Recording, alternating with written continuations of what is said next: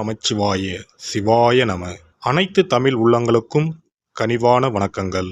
2025ஆம் ஆண்டு மார்ச் மாதம் நடைபெற உள்ள சனி பெயர்ச்சியால் எந்தெந்த ராசிக்காரர்களுக்கு ஏழரை சனி, அஷ்டம சனி, கண்டக சனி, அர்த்தாஷ்டம சனி நடைபெறப் போகிறது. இதனால் மேசம் முதல் மீனம் வரை 12 ராசிகளுக்கு 2025இல் எப்படி இருக்கும் என்பதனை பற்றி விரிவாக காண்போம். நீண்ட நாட்களாக தனது கும்பராசியில் அமர்ந்திருந்த சனி பகவான் தற்போது கும்பராசியில் இருந்து வெளியேறி குரு பகவானின் ஆதிக்கத்தில் உள்ள மீனராசியில் பிரவேசிக்க உள்ளார். திருக்கணித பஞ்சாங்கத்தின்படி 2025ஆம் ஆண்டு மார்ச் மாதம் 29ஆம் தேதி இரவு 9:44 கும்பராசியில் உள்ள புரட்டாதி நட்சத்திரம் 3ஆம் பாதத்தில் இருந்து மீனராசியில் உள்ள புரட்டாதி நட்சத்திரம் 4ஆம் பாதத்திற்கு பெயர்ச்சியாக உள்ளார். முதலில் நாம் காண இருப்பது ஏழரை சனி. ஏழரை சனியை 2.5 ஆண்டு காலமாக பிரித்து சொல்லலாம். முதல் 2.5 வருடத்தை விரயசனி என்றும், அடுத்து வரக்கூடிய 2.5 வருடத்தை ஜென்மசனி என்றும், இறுதியாக வரக்கூடிய 2.5 வருடத்தை பாதச்சனி என்றும் அழைக்கின்றோம். கடந்த ஆண்டு 2023இல் இருந்து மகர ராசிக்கு பாதசனியும், கும்பராசிக்கு ஜென்மசனியும், மீனராசிக்கு விரயசனியும் நடைபெற்று வருகிறது. இனி வரக்கூடிய சனி பெயர்ச்சியால் மேச ராசிக்காரர்களுக்கு ஏழரை சனி ஆரம்பித்து அடுத்த 2.5 வருடம் விரயசனி நடைபெற உள்ளது.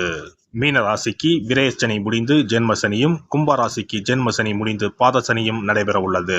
மகர ராசிக்காரர்கள் ஏழரை சனியில் இருந்து முழுமையாக விடுதலை அடைய உள்ளீர்கள்.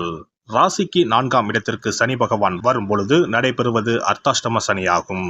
ராசிக்கு 7இல் சனி பகவான் வரும்போது நடைபெறுவது கண்டக சனியாகும்.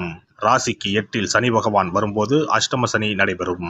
வரும் சனி பெயர்ச்சியின் போது மகரம், கடகம், விருச்சிக ராசிக்காரர்கள் சனியின் பாதிப்பில் இருந்து விடுபட உள்ளீர்கள்.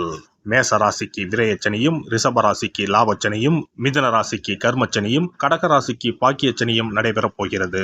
சிம்ம ராசிக்கு அஷ்டமச்சனி, கன்னி ராசிக்கு கண்டகச்சனி, துலாம் ராசிக்கு ரோகச்சனி, விருச்சிக ராசிக்கு பஞ்சம சனி, தனுசு ராசிக்கு அர்த்தாஷ்டம சனி, மகர ராசிக்கு சகாய சனி, கும்பராசிக்கு பாதசனி, மீன ராசிக்கு ஜென்மசனி நடைபெற உள்ளது.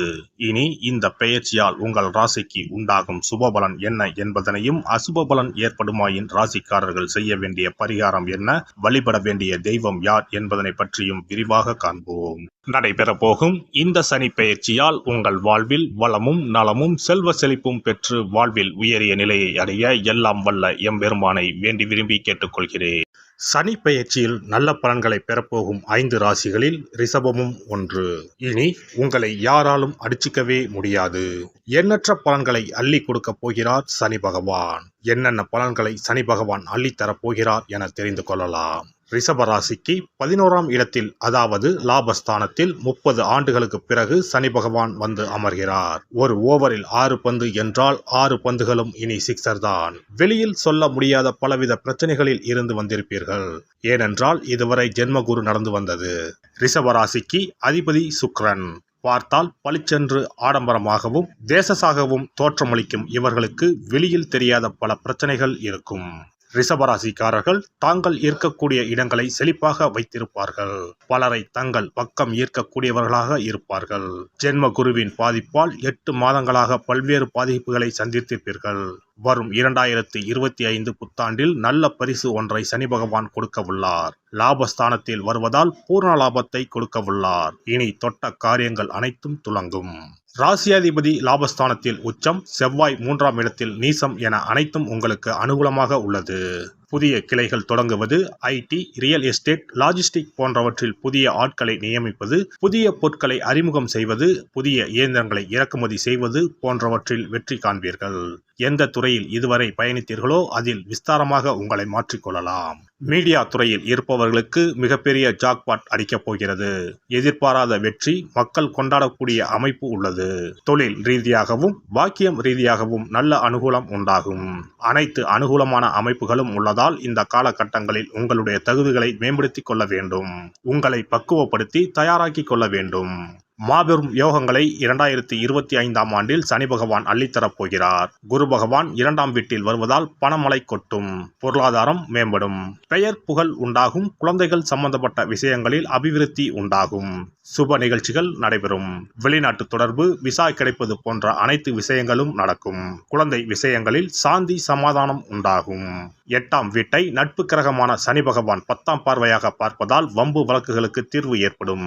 இந்த ஆண்டில் ரிஷபராசிக்காரர்களுக்கு பூர்ணமான பலன்களை சனி பகவான் அள்ளித்தரப் போகிறார். உத்தியோகம், வியாபாரம், தொழில் என அனைத்து விஷயங்களிலும் அனுகூலம் உண்டாகும்.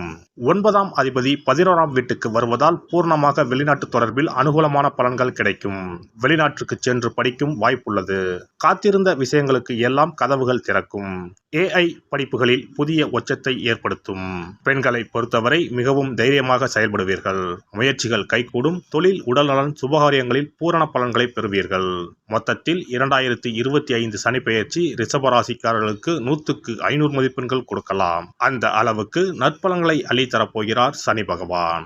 சிறப்பு பரிகாரம். நவ கிரகங்களில் சனி பகவான் நீதி தவறாதவர். அவரவர் கர்ம வினைகளுக்கு உரிய பலனை தவறாமல் வழங்குபவர். பொதுவாக சனி பெயர்ச்சி என்றாலே எல்லோரும் பயப்படுவார்கள். அப்படி பயப்பட வேண்டிய அவசியமே இல்லை. சனி பகவானால் பாதிப்புகள் ஏற்படும் பட்சத்தில் பாதிப்பில் இருந்து விடுபட பல எளிய பரிகாரங்கள் உள்ளன. ஒரு கைப்பிடி பச்சரிசியை எடுத்துக்கொண்டு அதை நன்றாக பொடி செய்து கொள்ள வேண்டும். பிறகு சூரியனை வழிபட வேண்டும். சூரியனை வழிபட்ட பிறகு குளக்கரையிலோ மரத்தின் அடியிலோ உள்ள விநாயகரை 3 முறை வலம் வந்து வழிபட்டு விட்டு பொடி செய்த பச்சரிசி மாவை தரையில் போட வேண்டும். அப்படி போடும் மாவை எறும்புகள் எடுத்துச் செல்லும். குறிப்பாக வன்னி மரத்தின் அடியில் இருக்கும் விநாயகரை வலம் வருவது மிகவும் விசேஷம். இந்த பரிகாரத்தை எப்போதுமே தொடர்ந்து செய்வது மிகவும் நல்லது. ஒருவருக்கு சனி தசை வந்துவிட்டால் அவருக்கு சந்தேக புத்தி வந்துவிடுகிறது. யார் சொல்வதையும் ஏற்றுக்கொள்ள மாட்டார்கள். குறிப்பாக அஷ்டமத்து சனி மிகவும் கஷ்டப்படுத்திவிடும். 7.5 சனியின் பாதிப்பை விடவும் அஷ்டமத்து சனி மிக அதிக பாதிப்பை ஏற்படுத்தும். அஷ்டம சனி நடப்பவர்கள் சனியினால் ஏற்படக்கூடிய பாதிப்புகளில் இருந்து விடுபட பின்கூறும் நியதிகளை கடைபிடித்தால் பாதிப்புகளின் தாக்கத்தில் இருந்து விடுபடலாம். சனி தசை நடக்கும்போது எந்த செயல் செய்தாலும் தாமதமாகும். அதற்காக கோபப்படக்கூடாது. பொறுமையாக இருக்க பழகிக்கொள்ள வேண்டும். தினமும் காகத்துக்கு எள் கலந்த சாதம் வைக்கவும். பிரதோஷ பூஜைகளில் பங்கேற்பது நல்லது. சனிக்கிழமை தோறும் சனி பகவானுக்கு இரும்பு அகல் விளக்கில் நல்லெண்ணெயில் தீபம் ஏற்றி வழிபடவும். கருங்குவளை மலர்களால் சனி பகவானுக்கு அர்ச்சனை செய்து வரலாம். வன்னி மர இலைகளை மாலைகளாக தொடுத்து சிவபெருமானுக்கு சனிக்கிழமை தோறும் சாற்றி வணங்கி வழிபடவும். சனிக்கிழமை அன்று அசைவ உணவு கண்டிப்பாக சாப்பிடக்கூடாது. சனிக்கிழமை தோறும் நல்லெண்ணெய் குளியல் செய்தால் கெடுதல் குறையும். விநாயகர் வழிபாடு செய்யலாம். அனுமன் வழிபாடு சனி பகவானின் தொல்லைகளை குறைக்கும். ஞாயிற்றுக்கிழமை மாலை ராகு கால வேளையில் கால பைரவரை வணங்கி வரலாம். தேய்பிறை அஷ்டமி நாளில் கால பைரவரை வணங்கி வருவது நன்மை தரும். ஏழை மாணவர்களின் படிப்பு செலவுக்கு உதவலாம். சனி பிரதோஷ வழிபாடு செய்வது சிறப்பு.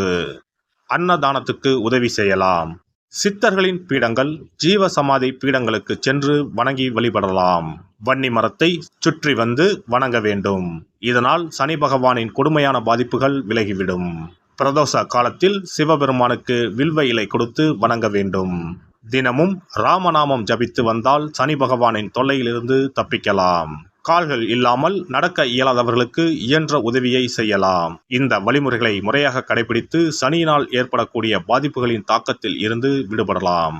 எல்லாம் வல்ல இறையருளால் நீங்களும் உங்கள் அன்பு குடும்பமும் உடல் நலம், நீலாயுள், நிறை செல்வம், உயர் புகழ், மெய்ஞானம் ஓங்கி வாழ்க வளமுடன். இந்த வீடியோ பதிவு உங்களுக்கு பிடித்திருந்தால் லைக் பண்ணுங்க, கமெண்ட் பண்ணுங்க, ஷேர் பண்ணுங்க. மறக்காம சப்ஸ்கிரைப் பண்ணுங்க. பக்கத்துல இருக்கிற பெல் பட்டனை கிளிக் பண்ணுங்க. நன்றி, வணக்கம். ஓம் நமச்சிவாய. சிவாய நம.